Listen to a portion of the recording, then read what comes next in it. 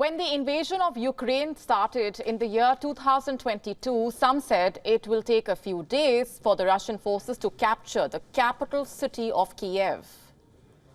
And 2 years later, where do things stand? What are they looking like?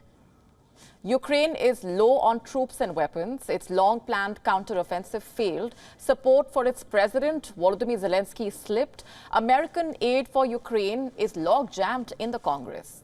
The NATO's Baltic members are shivering as Russia flexes its muscles, and Western ammunition stocks are at the bottom of the barrel. Meanwhile, Russia maintains plenty of troops and weapons. Its war machinery continues to churn out even more ammunition. Take a look at your screen. That's the Russian president test flying a new strategic nuclear-capable bomber, a modernized Tu-160M bomber. The giant swing-wing plane, codenamed Black Jacks by NATO, is a modernized version of a Cold War-era bomber that the former Soviet Union would have deployed in the event of a nuclear war to deliver weapons at long distances. It can carry a crew of 4. It is capable of carrying 12 cruise missiles or 12 short-range nuclear missiles, and it can fly 12,000 kilometers non-stop without refueling. Now that, you see, is a message to the West. It's a reminder of Russia's nuclear capabilities. And if we were to read the tea leaves, it's becoming increasingly clear there is no path on which Ukraine wins the war. And American support will not change that reality.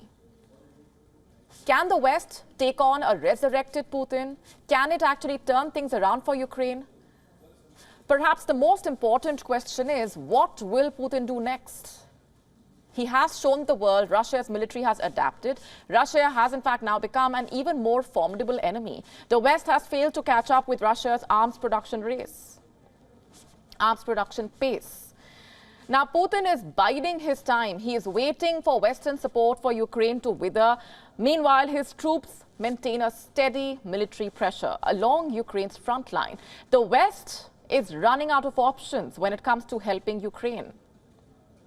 You see, they underestimated Russia. It could have been the result of sheer hubris or miscalculation. However, the West is now left with egg on its face.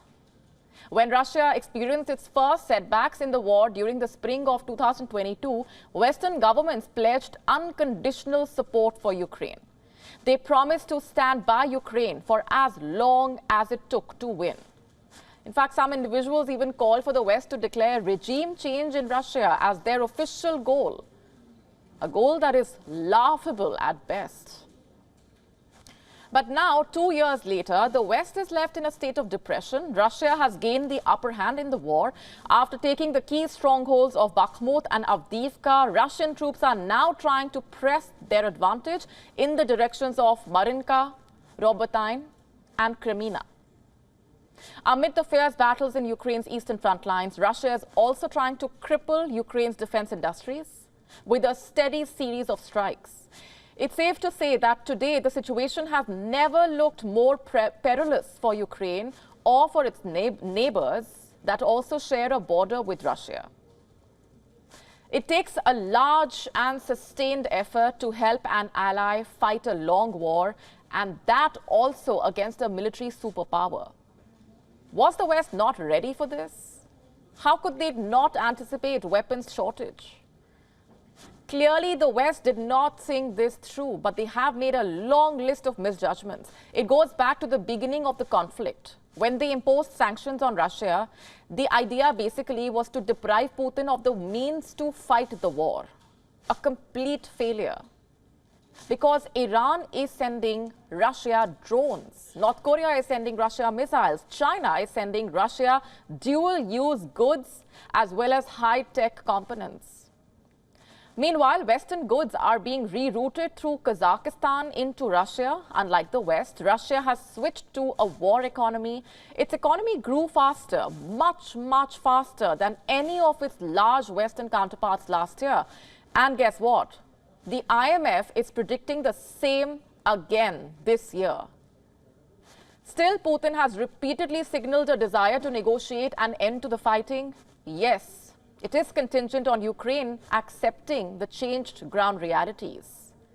In fact, earlier this month, during an interview with former Fox News host Tucker Carlson, remember, Putin called on the US to push Ukraine into peace talks. He declared that sooner or later, we will come to an agreement, quote unquote. You may ask, where does this confidence really come from? It's very clear. Look at the state of the West.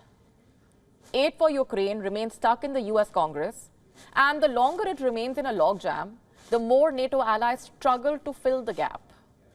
Zelensky is desperate for more arms, especially following Ukraine's underperforming counteroffensive last summer.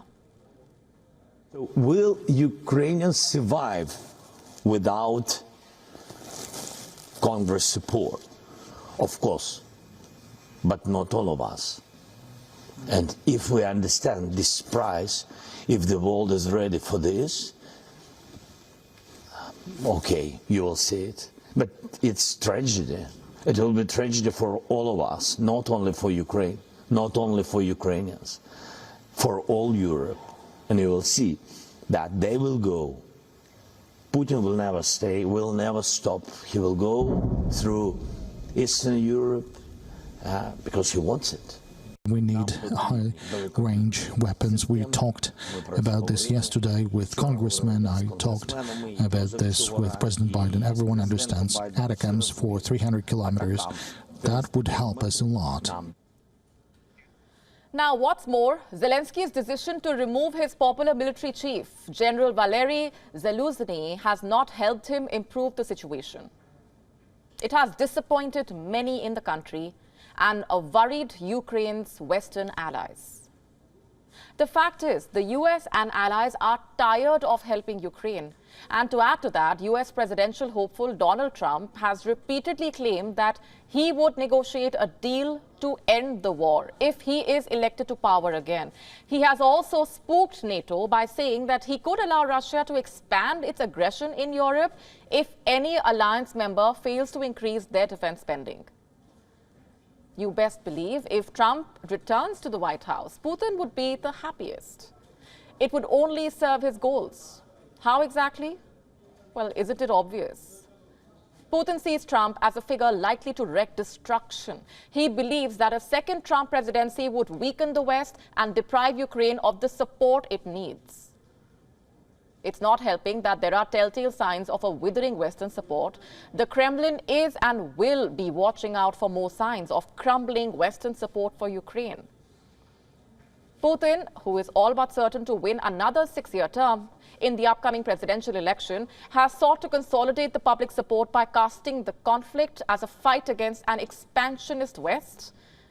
And despite challenges, Russia's vast economic and military potential gives Putin the ability to continue the protracted war. When will the West realize that?